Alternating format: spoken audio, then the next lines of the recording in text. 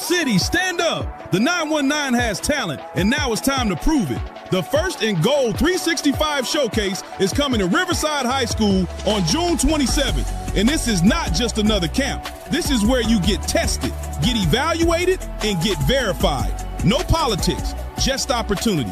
Parents, we got you too. We're bringing a free parent recruiting seminar to help families understand the process, ask the right questions, and get real information about what it takes to move from high school football to the next level. And yes, college coaches will be in attendance. Early bird registration is only $99, but it goes up to $125 at the door. So don't wait until it's too late. If you're a player in Durham, Raleigh, the Triangle, or anywhere in North Carolina trying to get seen, this is your moment. The Bull City Classic presents the First and Goal 365 Showcase.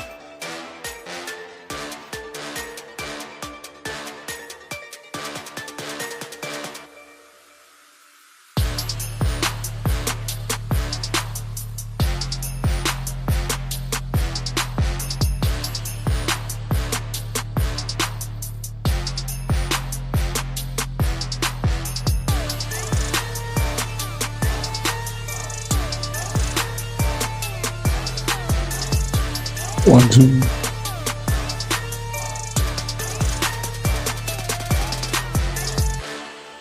What's up, everybody? It's your man, Coach Block. I'm here, and I'm bringing back the First and Goal 365 podcast. I got a lot of announcements, a lot of things going on. Thanks for everybody holding on. I know I'm 2 minutes behind, so excuse the slight bit of tardiness. But, yeah, this is another one of those hard lies and soft truth and hard lies about the recruiting process. The number one thing that has been going on right now is parents and their expectations.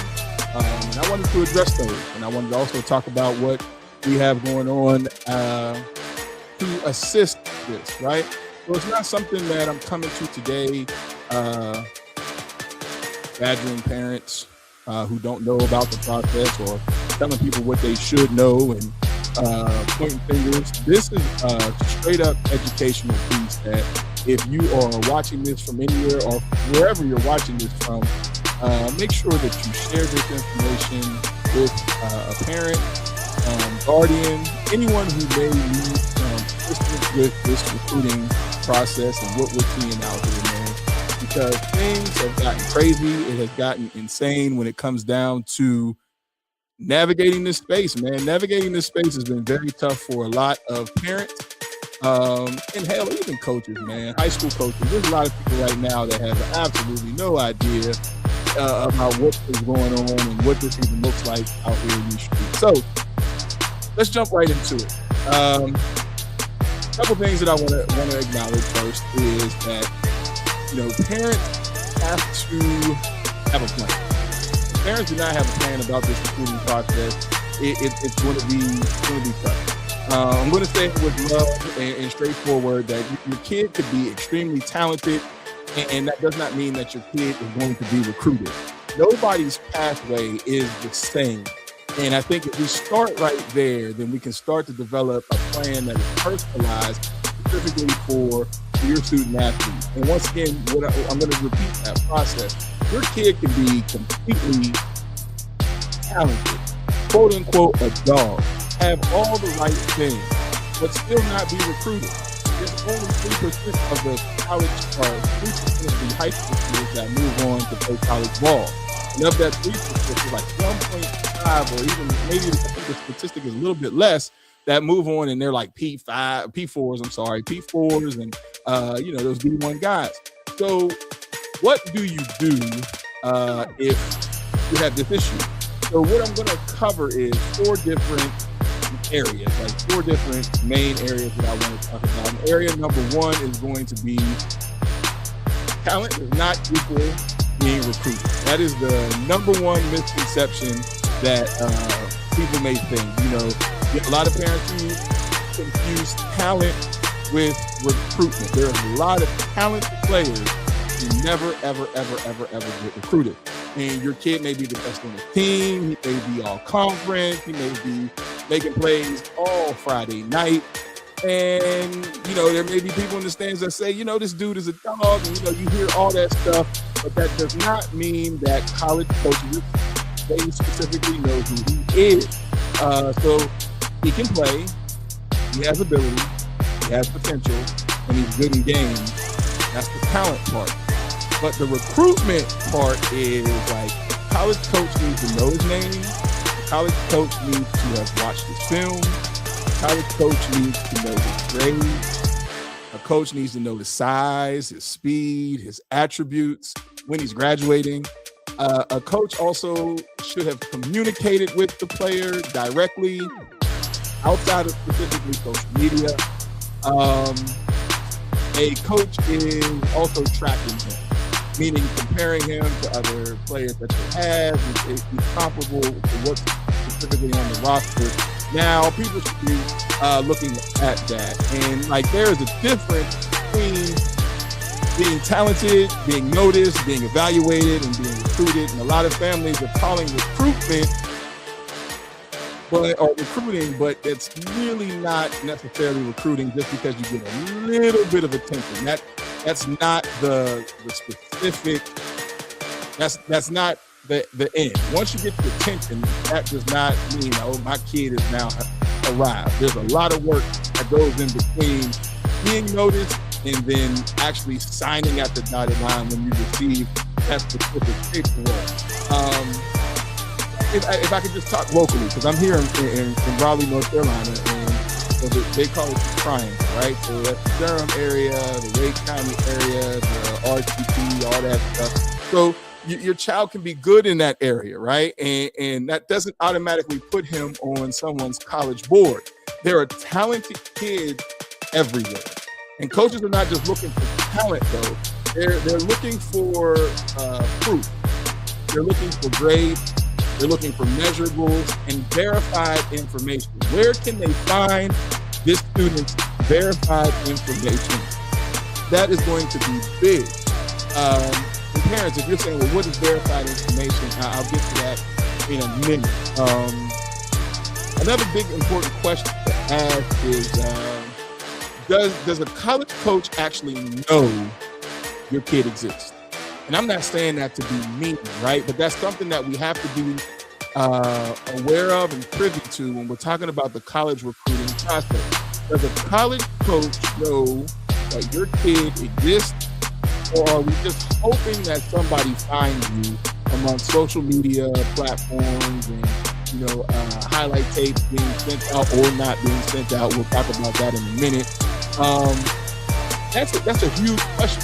You can be great, but if nobody knows that you're out there or no one's advocating for you, then we're going to have a problem. You need to have advocacy, and we'll talk about what that looks like in this recruiting process. The parents play a major role. It's not only the coach's responsibility to ensure that a student athlete is recruited. Once again, I'll repeat that, Mark. It is not the high school coach's responsibility to ensure that a potential athlete is recruited. It's a trifecta of people, from the school, the coaches, the parents, that all meets to help making sure that a student is visible. So what I would like to do is talent is the starting point, right? We want to start here, and that's where we want to start this conversation. It's not the strategy, right? Talent is the starting point. So we have a starting point. Now, talent gets you the attention.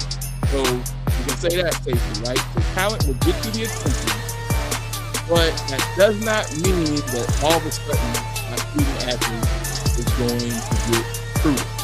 If you share that ideology, I'm telling you that you're hoping versus planning, right?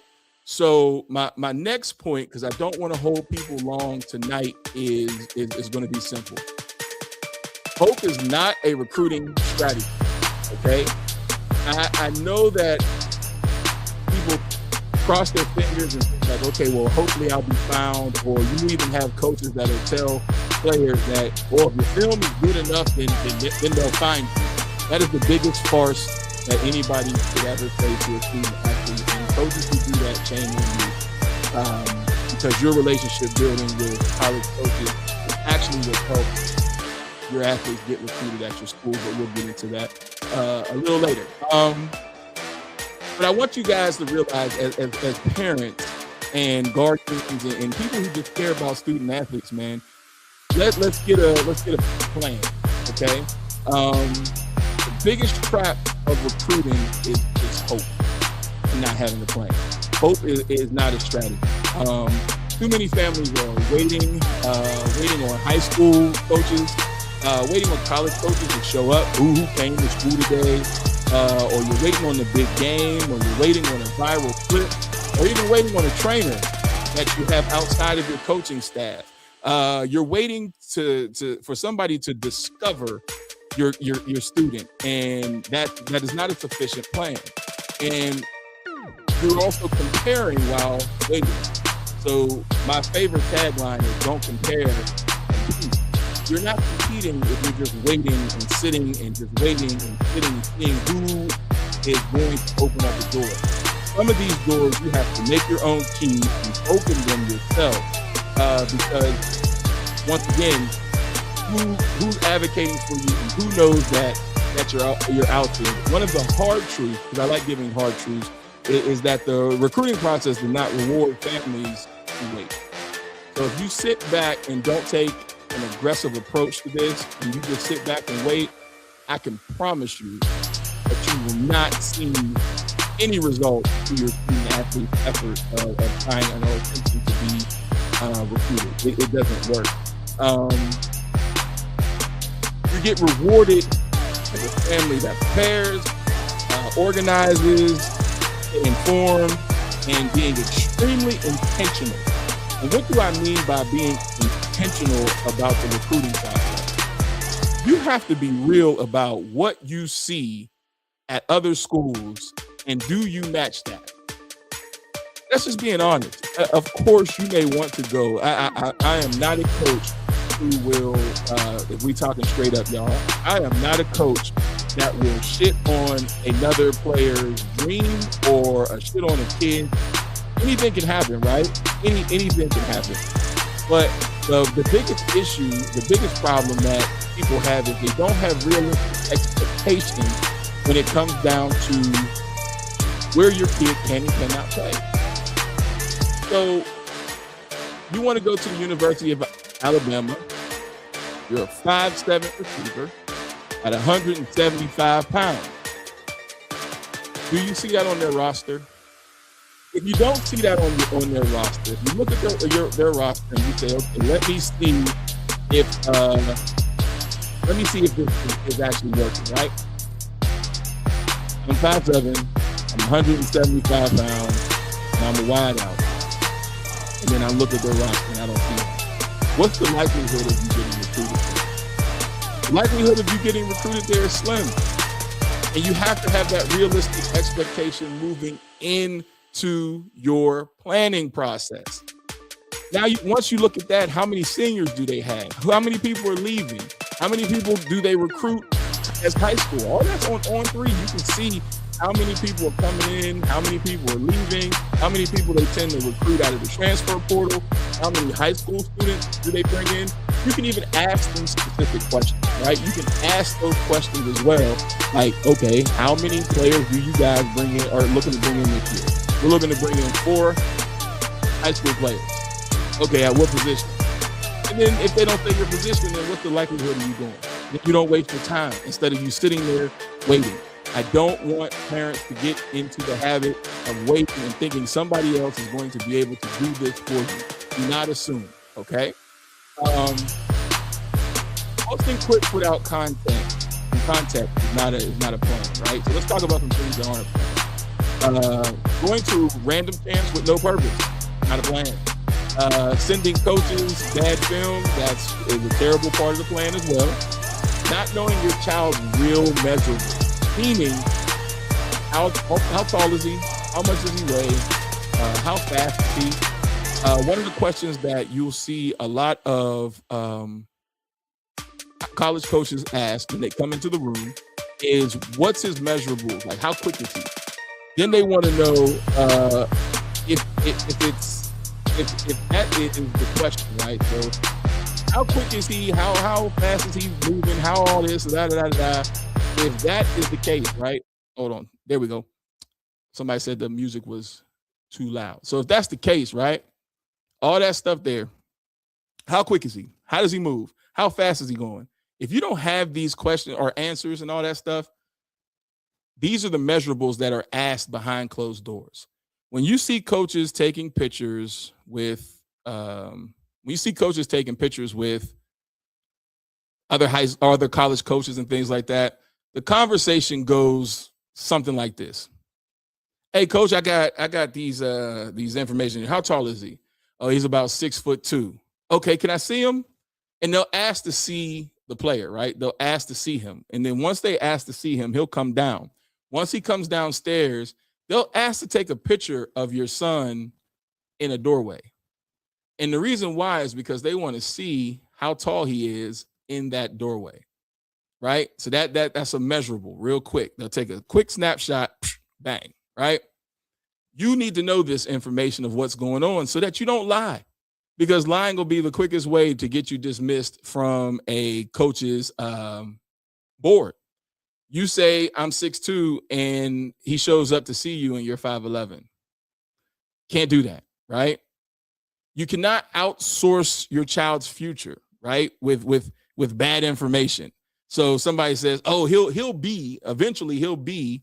That's not what they look at. They're going to flat out ask you, how tall is he? And then they'll okay, what size shoe does he wear? All right, so if he's wearing a 12, 11, yeah, we're looking for a kid now, and he's 5'11". There's a lot of 5'11" guys out there, right? So then we need to be realistic about what we're talking about so that we can make sure we put your child in the proper plan, right? You got to be in the proper plan. So here's one of the truths. Here's another truth that I have. Some families are doing the proper activity and calling it a strategy. A camp is an activity, right? So that's one thing that I would like to say. Camps are activities. Social media posts is activities. Highlight tape is activities. But if those things are not specifically connected, if they're not specifically in order, then you can forget it, right? So all those things have to be connected so that it's not just noise out there and there's no order. There's a systematic order to your camp activity, your post, your highlight tapes. All that stuff works together for you. So then parents, the biggest question right now would be, what is the recruiting plan that you have right now? Not the dream, not hope, not what somebody else told you can happen, right? Because that's a big thing where somebody told you this could happen. That's going to be based on somebody else. What is your actual plan? If the plan is he's good, somebody's going to find him, then if I can be 1000% honest with you, that's not a plan. That's hope. And hope also will get your child overlooked. We don't want to be in that gray area of hope. Okay. So here's a way that we can dismiss hope, and just being straight up, flat out, honest. College coaches need proof. If you don't have the proof of your grades, of your measurement, of your talent, then you're going to have a problem pushing that needle. The proof is what pushes the needle. So film, grades, measurables, evaluation, communication, proper communication, and verified information matter. Those are your proof. Those are your proof lines. College coaches are not recruiting your feelings. That's one big thing. Like, college coaches do not recruit feelings. They are not recruiting what a family thinks. They're not recruiting what your homeboy is thinking or what your uncle said because he came to the game. They're not recruiting based upon mom or dad's feelings. They are recruiting results and proof. They are not recruiting what anybody in that stand say. And I'll be totally honest. They take the high school coach's word to an extent, because the first thing they think about is, once we get them in our program, we can do, and then XYZ. So college coaches need information that helps them make the decision. They need to know, like, can he play? All right. So these are things that if I was teaching a class to parents, I would tell you to write down. Here's what the college coaches need to know. Can he play? What position does he project to? Meaning, if I am 6'4" and I'm roughly about 215, how much weight can I put on you or take off of you, right? So if, let's say you're a receiver, I might want to keep you at 205. Or if you're a linebacker, I might want to add more weight to you. So you may be playing running back and linebacker in high school, but then in college, they may say, no, you're a linebacker. We want to add 20 more pounds to you. So what position does he project to? How big is he? Okay. Like, and how big are his parents? Rarely do you outgrow your parents, right? Rarely does that happen. So how big is the parents and the family tree? How fast is he? Can he move? And does he compete? On film, do you quit on your team if your team is losing? Does he? How is he when his team is not winning and when everything is not going the way that it's supposed to be? How does that look? Does his film match where he wants to play? So I want to be a receiver, but then your film doesn't show that. Your film shows more of you on defense, or you don't have a lot of catches, or your catches are just average and mediocre. And is he realistic about his fit? We talked about that a little bit earlier. Are you realistic about where you want to go to school and where you can see yourself playing? That is very important. And another question that a lot of parents may not know happens is, who does he live with and who's the decision maker? Parents, I'll say this over and over and over and over again. You can kill your child's recruiting. If a team notices that you are an overbearing helicopter parent who has an opinion about every single thing that happens, and you won't allow your child to be coached, you can hurt your child's recruiting, because they don't have to deal with that. They can find whatever it is that your child has to offer somewhere else. So you have to be mindful that you too can hurt your child's experience in recruiting by being a overzealous parent. You may not like that, and you may be looking at me saying, man, that's my kid. And I understand that. I completely get it. But when it comes down to dealing with a parent who feels like their opinion matters more than what the coach's opinion is of the team and how that child and that student fits in that team, they'll pass on a kid that way. Okay? So you need to know that if you are the decision maker and you're the person who the front person, the front line of advocacy for your child. Know that you can hurt your child's recruiting too as a parent who doesn't allow coaches to coach. Let's talk about film breakdown inside of that proof area. Here's a few more questions that you can have. Does the film show him quickly? Is he moving quickly?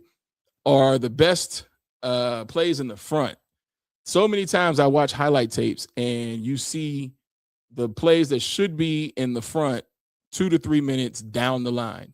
You do not have 2 to 3 minutes for a college coach to be able to review your film. You have about 2 to 3 plays that may keep him to watch about 10 to 15 seconds, and then it's on to the next. Nobody's watching 5 minutes of your film. That's not happening.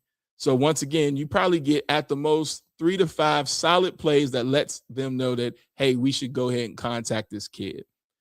They're not watching. If they do watch it, they're not watching past a minute. I promise you that. So you want to make sure that your top plays are in the front. Okay. And then when I'm watching the film, can you be easily detected? Meaning, when I cut on the film, I need to see you. If I can't see you and I have to chase you, it's on to the next. College coach is going to push past that. On to the next. Don't even worry about it. Does the film show your specific athletic ability, leaving me to not have to guess? Like, I think he can. I wonder. If you're on a bubble, you can forget it, because there's student athletes that aren't on a bubble and their film is very intentional. You have to make sure that your film is intentional when you send that out. And do you show effort, toughness, speed, physicality, and do you have some form of a football IQ shown on your film? Meaning, can I see that you diagnosed the play sooner? Can I see that you actually were able to get a perfect read pre-snap? I can tell that from film. Does your film have any of that? And then now we're going to go over some of the things that need to be available as far as proof as well for college coaches. Number one, your GPA. That's easy, right? Are your core classes being covered? You would be surprised how many people are not covering their core classes. Do you have a transcript ready? And if you don't, does your coach have a transcript ready? Because if they like you, the next piece of information is, what's his GPA? What's his transcript? Coach, can you get me a transcript? Because they got to see if they can get you inside of school. And that's my last question. Can the school actually admit him? Meaning, if you want to go to a school that, I'll put it to you like this. Let's say you aspire to go to an Ivy League school, but you got a 2.4. School can't get you in. So there's no reason for them to continue that, right? You got to be competitive academically to even get inside the school. Everybody wants to talk NIL and all this stuff, but the game hasn't changed. You still have to be eligible enough to get inside of school first. So if you're not eligible or you're not on the right track, all the next stuff that you're talking about, NIL and making money off your name, image, and likeness, you're not eligible to even get in. So we have to be mindful of that. All right. So more proof that coaches need is height, weight, speed, position, your graduating year, and then is this information verified, right? Has someone credible evaluated your kid? Does the evaluation match the level he is chasing? And does he need to improve in certain areas? And then how much time do we have? Meaning, if his grades suck and he's a senior, how much time do we have to get that changed, right? If we can be honest and fair right now, your junior year is really the year where you're going to see most of the bigger schools come and make their decisions. By the time you get to your senior year, the later it waits in your senior year, the harder it's going to be to get recruited from scratch, right? I'm not saying having offers and making a decision. I'm saying like even getting on someone's board. The other thing that you need to do, like another proof of concept that shows coaches that you're ready, is communication. Do you know how to send the emails properly? Do you know what to send in these emails? Do you know how to introduce yourself and carry yourself and have the proper cadence? Because everybody's not your bruh.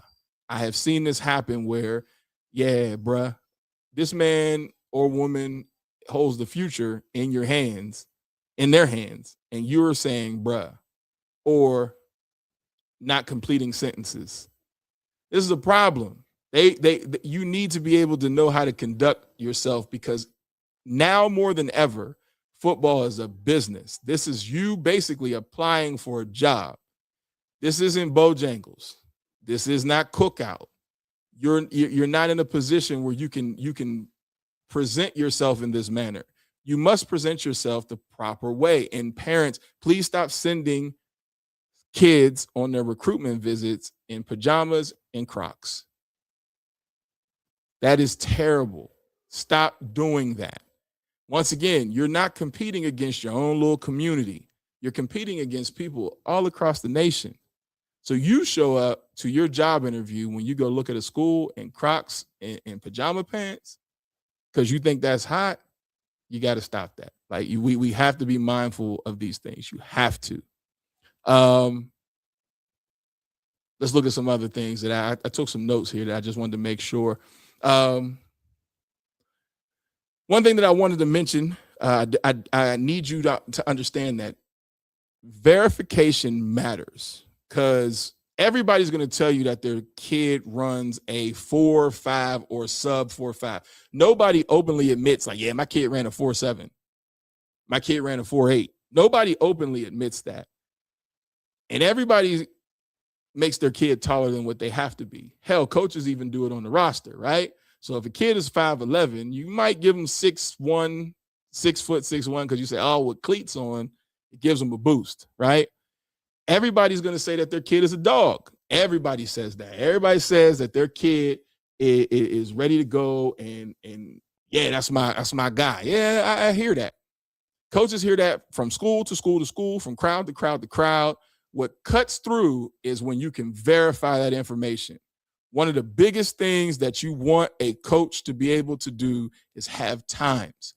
If you are a DB or wide receiver, I urge you to run track. You can get money the moment they know your 100, 200, or your 4x1 times, because it's verified, right? It's not somebody with a stopwatch. It's actually verified. It's computerized. Everybody is laser times. Bang. He's a 10.5 in the 100. Okay, cool. But when you just got somebody who just did that at home and they hit the stopwatch, that's shaky, because not everybody even knows how to take the proper time on a 40. So you need to get to places where you can get actual times, parents. Like, talent gets people interested. The proof makes them take the next step, right? So talent causes me to show up to a school. The proof is what causes me to say, okay, coach, we need to get him to camp. And then now you know that you're one of the kids that, or you're one of the students that they're specifically looking for, and not just one of a million students out there in the streets. That, that's all I'm saying. So like, let me give you the parent truth in this segment. If your child is talent, but no film, no grades, he's not verified, no evaluation, no communication plan, then the issue may not be the talent. The issue may be packaging, preparing, and processing everything that you have to create the proper presentation, alliteration aside, right? So how are we packaging up this deal that we're looking to sell to colleges? What does that look like? So parents, I have a question, right? If a college coach asks you tonight for your child's film, transcript, measurables, position, graduation year, and contact information, would you have it ready?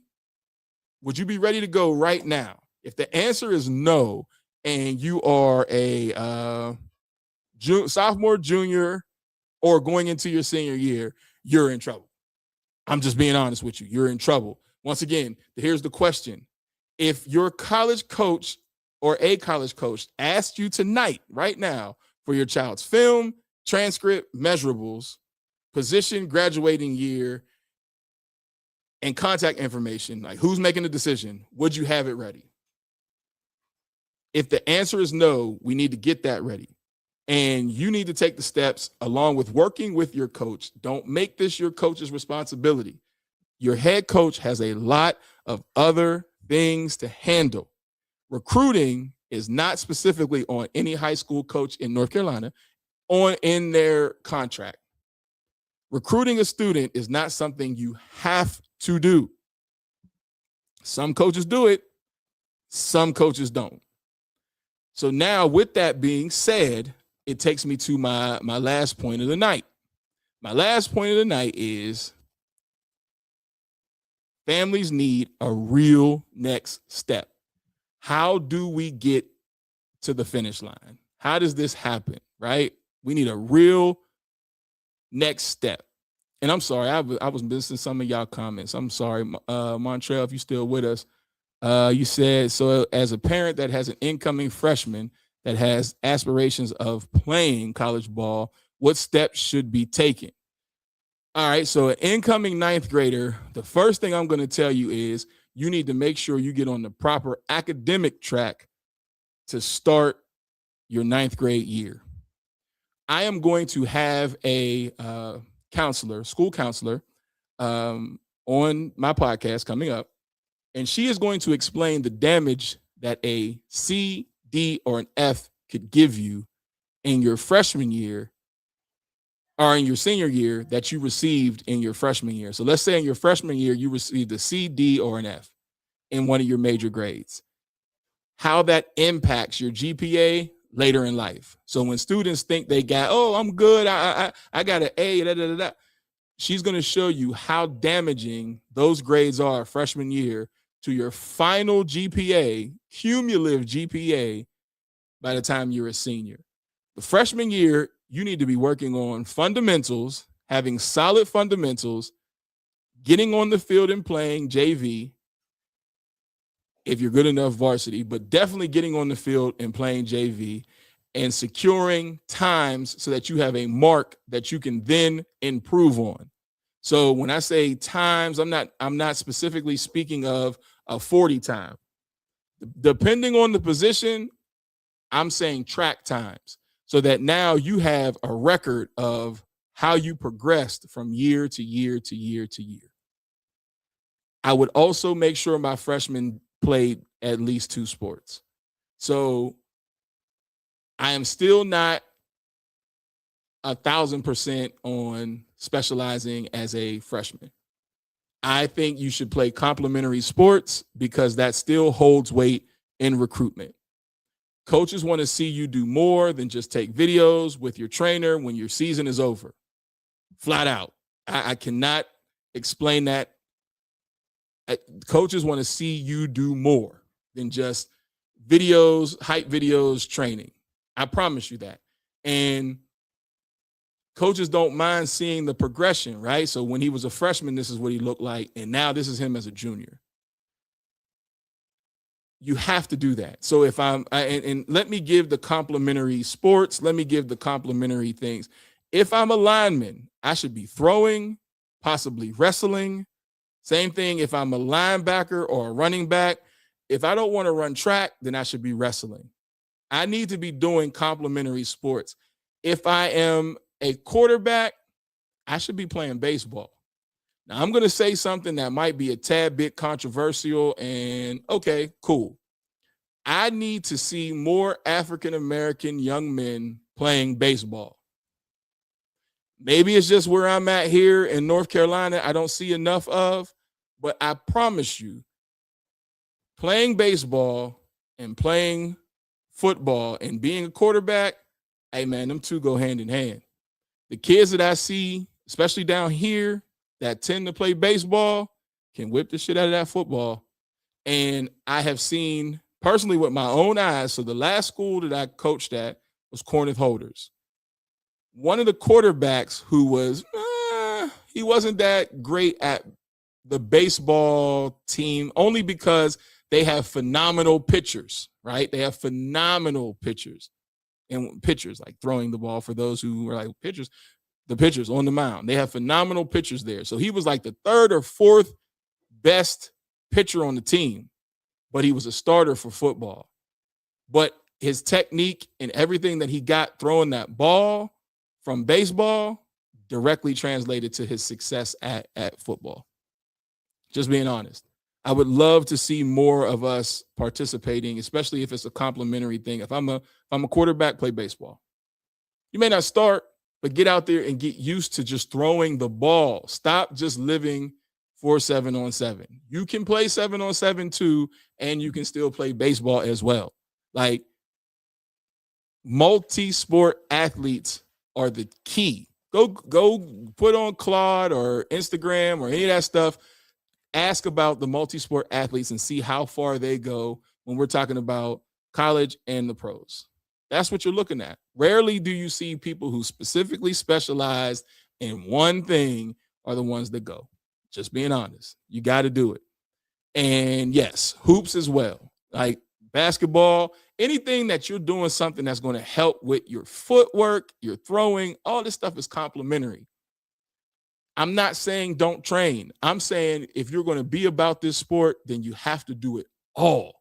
You have to be an athlete no matter what. That's what's being recruited. Athletes. You got to be a dog in the gym. You got to be a dog in the classroom. And you got to be a dog in at least 2 sports. And then train for your sport to get better. You want, all right, I'm going to say this. It's going to sound wild.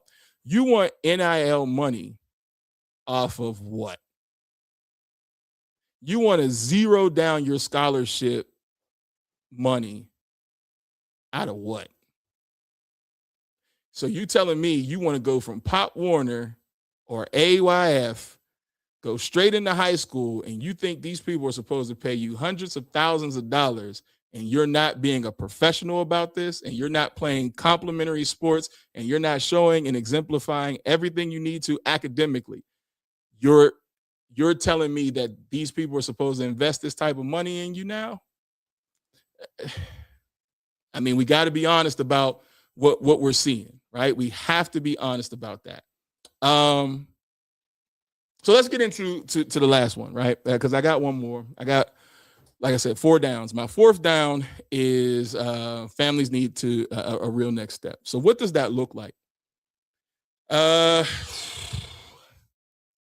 need families to be motivated in every angle of this. They need to be motivated academically. They need to be motivated athletically. And then they need to be motivated in educating themselves, because adults are the ones making the decisions for these 18, 17, and 18-year-old students. These are major decisions. And I have a statistic, right? So for those who really want to focus on the numbers, I'm a numbers person. You have a study done by Brown University where it shows that 33% of student athletes drop out of their sport within the first semester. 33, I'm not just talking about football, I'm talking about period. 33% of the athletes that go to college drop out of their sport, not school necessarily, but their sport within the first semester. Well, now if you look at what's in the transfer portal, it's roughly about 33% of the student athletes, right? What does that mean? That means they didn't find the fit that they wanted. Before, you would just go to the abyss of nobody knowing where you're at. Now, all those dropouts have a place to go, and it's called the transfer portal. But everybody doesn't get out of the transfer portal. There are 2 ways to look at this, or there's multiple ways, but 2 main ways to look at this as a parent. I want the best for my student, and I'm playing the long game. The long game means he's able to get a degree and not have any major bills when he graduates. That means he's zeroed out. Or you can play the short game. Give me as much as I can now, and let's cash out. I'd advise you not to do that. I'd advise you to play the long game. More student athletes win at the long game, meaning I got my degree and I don't have any bills. So what does that look like? if you go to a D2 or a D3 or a D2 school, not D3, let's say you go to a D2, I think FCS and a couple others, like not D1. Now I'm not talking about D1. And you get zeroed out. So I'll give this example. At Shaw, when we were at Shaw, for those that don't know, I coach at Shaw University. The goal was to zero as many people out as we possibly can, meaning you won't have a bill. But to complement the zero out, you had to have the academics so that you could qualify for academic scholarships that now put you at a zero balance. If you can get to a zero balance in college, that is the prize. Because I don't owe Uncle Sam anything when I get up out of here. I'm not starting in debt. Football is going to end. Sports are going to end for everybody who plays it. It's either going to end now or it'll end down the road. What do you have from this sport to show for it? And it's not going to be NIL money for all the students that are out there chasing them and families that are chasing NIL money. It's going to be that paper, that degree. That's what majority, I'm going to say 97% of us are going to be looking at is that paper. Did you graduate? And how much money do you owe? That's going to be the big ticket. The goal is to not have to pay these people back. Not how much am I going to get out of it? Everybody's not going to get that.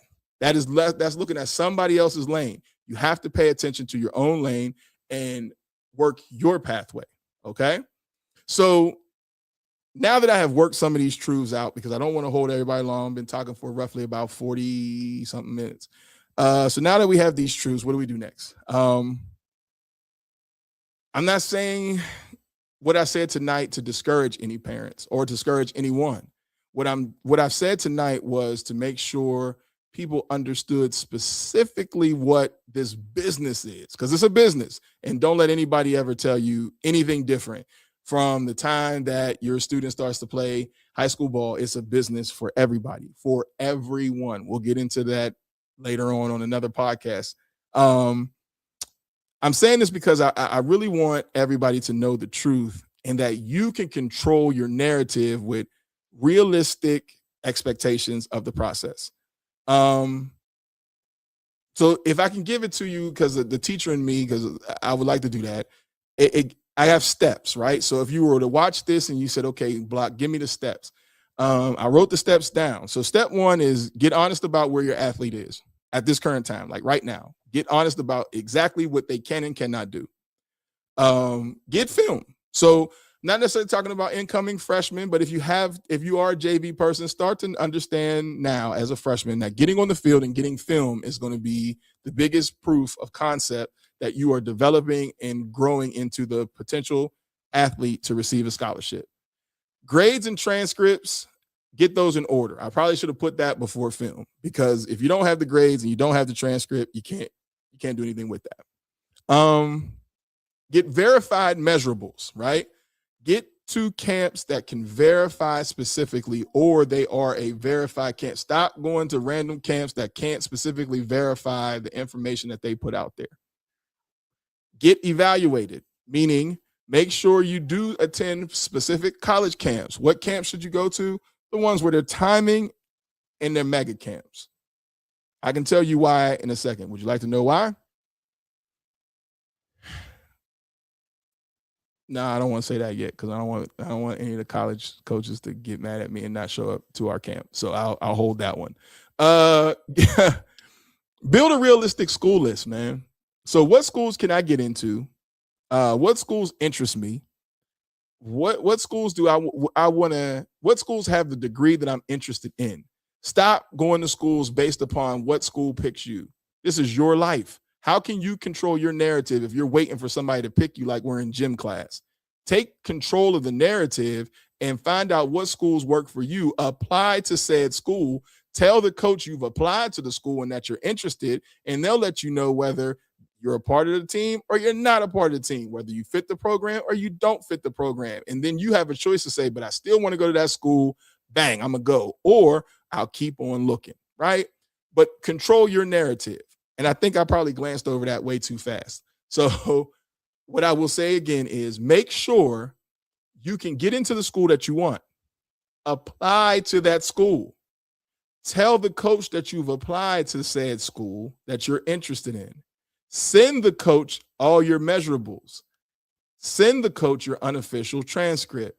Send the coach your highlight tape. That then lets that coach know you are intentional because you've checked all the boxes for them. You've done more than half of their job as a college coach because they have to get all that information and then take it back to the table when they create their board.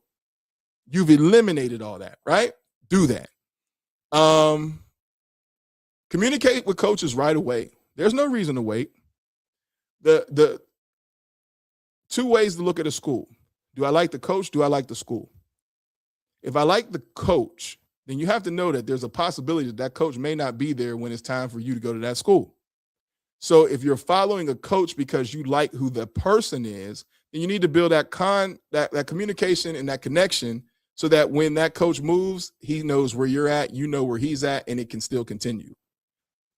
Some people are okay with that in recruiting. I personally am not, because you may get a connection with a coach. The coach may go to a different school, and then they may not need you at that specific position. That has happened to a player that I know, and I've had him on this podcast. So, and then when it was time to sign, he didn't send over the paperwork the day of him signing. So you got to be careful with that. The other thing is put your athlete in the right rooms. Like, be where other athletes that are being recruited are at. Right? Do what you see other athletes do that are being recruited. Meaning, if I know this dude over here runs track and he's got an offer that I want, I probably should run track, because that gives a coach 2 times to see you compete against that kid, right? On the track and on the field. So you want to make sure you're where he's supposed to be. You don't want to I don't want to give too much in this one podcast because we're doing it again, but I'm just going to be honest with you. The more times the coach can see you compete, the better. So if he's running track and he's playing basketball and he's playing football, and the only thing you're doing is playing football, you've lost. You've lost that race. And the reason why you lost that race is because, hey, where else can I see you compete? I see him 3 different times. I only see you once. When I go talk to his coach, this coach is telling me about everything else that's going on, not just specifically football. He's telling me, oh, basketball, oh, he's track, oh, he's this, oh, he's that. And you're just sitting there with statistics from football and then say it's not fair. Don't do that. So be where other athletes are at, constantly competing. All right. So then to wrap this one up, why am I even doing this again? Well, me as Coach Block, I have been on football on both sides of the fence as a college coach and then also as a high school head coach. I have seen both sides, right? And I have seen both sides when it comes down to what will get players in the door and then what doesn't get players in the door. And First and Goal 365 is that. It's the place for parents, players, coaches to be able to merge so that we can get verified information and get it to these kids. Back in 2022, I took the opportunity to make First and Goal 365. I made First and Goal 365 verified by the NCAA as a recruiting service. I did that back in 2022. And the reason why is I wanted to be able to take the students that were a part of our camps and submit their information to the NCAA without bias. Because there are a lot of people who chase stars, and that's cool, but stars don't get you verified. Stars just start the conversation. There are some guys that will get their star ratings and then boom, they're those guys. But then there's others. That's the reason why these college coaches are coming to these schools. You think the college coaches are coming to the school and saying, hey, what you got? There are some schools that do that, but not the ones that you think. If somebody from a P5 school is coming to a high school, they know what they're looking for. They've already seen or have heard of a kid. And you may, as a high school coach, get to plug another student in, but that's not usually how it works. The schools that are your D2 schools are coming in saying, Coach, what you got? Or this is what I'm looking for. Do you have? If you have a high school coach who does not have specific connections, meaning they're not strong in the relationship part with these college coaches, as a parent, you better get on your horse and get to the right spots. Mega camps are key. If you can get to mega camps, they work because there's more than just one college coach there, right? There's multiple college coaches there, but you have to be careful of something else. You have to be careful about how many other kids are inside of a camp. When you start going over 250, 300, in a camp, your kids' reps decrease significantly. The opportunity to be seen, they decrease significantly. If you start to notice that colleges have multiple day camps, once again, your opportunities decrease significantly because more kids are getting the opportunity to be seen. So what are you really paying for? You're paying for your kid to get the opportunity to compete, blah, blah, blah. But then you're also giving money, summer money to the colleges. I said it. That's the summer money, right? Because they're not recruiting every kid that comes there. Something may stand out and they say, okay, well, he ran this, or he made a great play here. He looks good. But that only starts the recruiting process. That doesn't manifest offers. That just manifests more interest. And offers and interest are two entirely different things, right? Because then even once you get the offer, you have to be accepted. You have to sign at the dotted line to finish the job. So interest takes you to an offer. Then the offer takes you to the actual letter. When you sign your national letter of intent, you do not have a national letter of intent because you've been offered. Many students get offered. Very few sign. The reasons why this happens, I will tell you on my next podcast so that you have a complete understanding of, well, why does that happen? This is what First and Goal 365 is about. Educating parents on the process so that you know what you're dealing with and letting students know that you can win at this, but you need to understand your pathway does not look the same as the next person. So when you become somebody else's fan, you begin to lose because you are competing against these kids, not just on the field, but off the field as well. You cannot sit down and get comfortable at any given point of this process. The moment you put that helmet on as a freshman, it is a job and you have to treat it accordingly. So when you say things like, I'm trying to get a summer job. Oh, really? If you don't have to get a summer job, you need to be working on your craft because eventually this pays more bills than that summer job will ever do for you.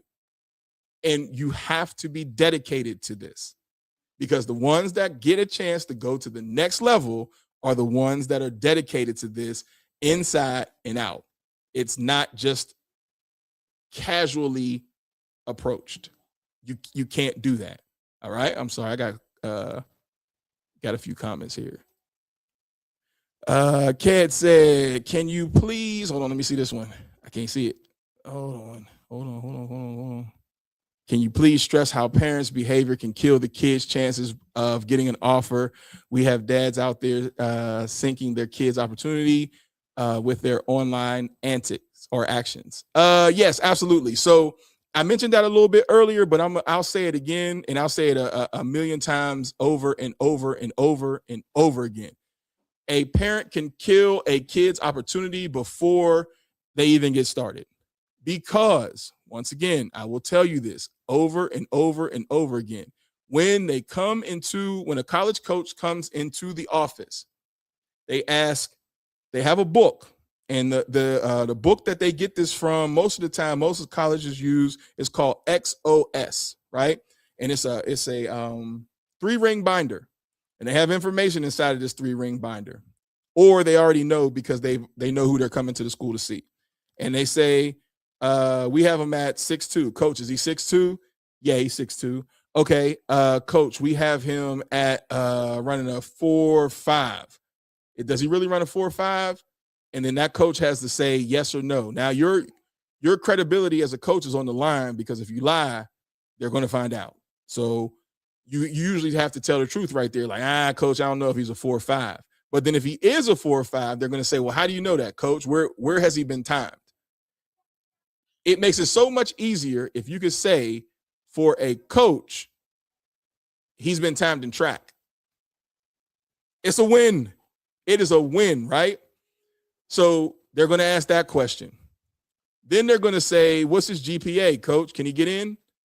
And if the coach doesn't have the transcript, they're going to ask that coach right there on the spot to get the transcript. So as a parent, what you should already have is a copy of the transcript. All right? You should already have the copy of the transcript handy, so that now, even if your high school coach doesn't have it, you have it. So then now you can say, I'll just fax that over to the coach. All right? I'll tell you why they need the transcript in a minute. Now, after that question, the biggest question that they ask after all that is, who is the decision maker? When they find out who the decision maker is, that's who specifically the recruiter contacts the most. So they're going to say, who's the decision maker? Who does the student live with? So when I, as the head coach, says he lives with mom, okay, mom's the decision maker. Yeah. So then, dad, don't be an asshole, because you can kill it. They're not going to talk much to you because they know the relationship between mom and dad may be frail or whatever, because he's living with mom. So then they're going to have more conversation with mom about this recruiting process. And then it's up to the family to bring y'all to the table when we have this discussion. But the coach, is not his job to be civil court. If he notices that dad is an ass, or that mom is overbearing, or our cousin is this, they will walk away from the damn table because they don't have to deal with it. Just being honest. I have seen students lose opportunities because parents aren't calling people back, because they want to go to other schools. Oh, my son is better than this. And then you don't call a kid back or a student back. And then you wonder why. Oh, well, I ain't hear nothing yet. Because you don't know the etiquette. If somebody is taking their time to reach out to your child, I don't give a damn if they're not interested. You have two choices. Tell them straight up, we're not interested. Appreciate it, and then live with that consequence. Or, coach, I appreciate you calling. We would like more information and more time, because we're looking to make a decision at this time, and we, and have the proper etiquette. But when you ghost the coach, you've sealed your fate. You'll never be able to come back to that coach when things don't go the way you think.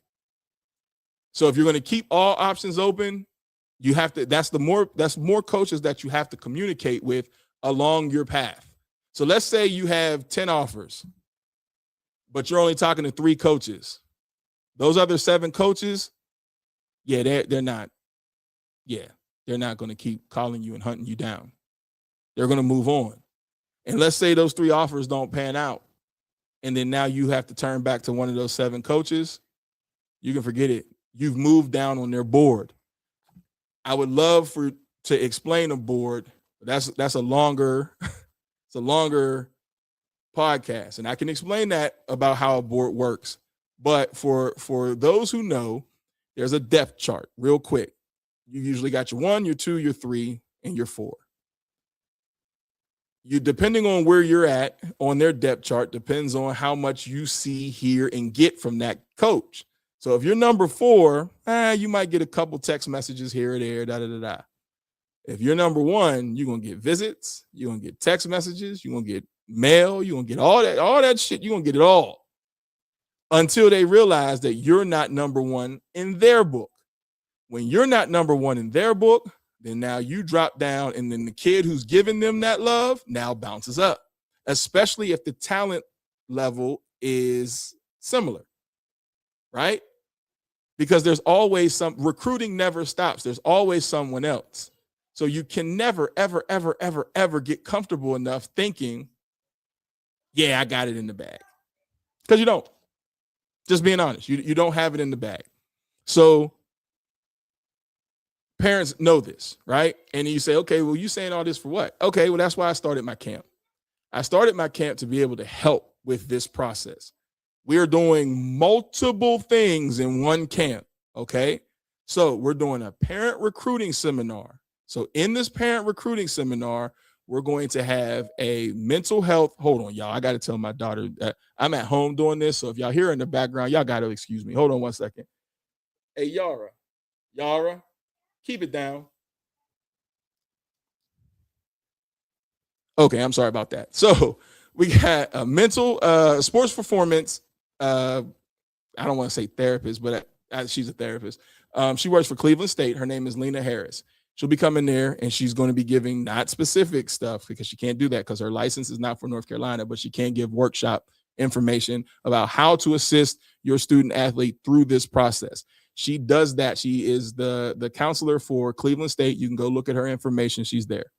We will also have Brooke Kearney. Brooke Kearney, when I worked at Enloe, she was my one of my student counselors who assisted my kids with making sure their grades and their classes were on point, because you will get schools that will put kids in classes based upon seats, but not based upon their future.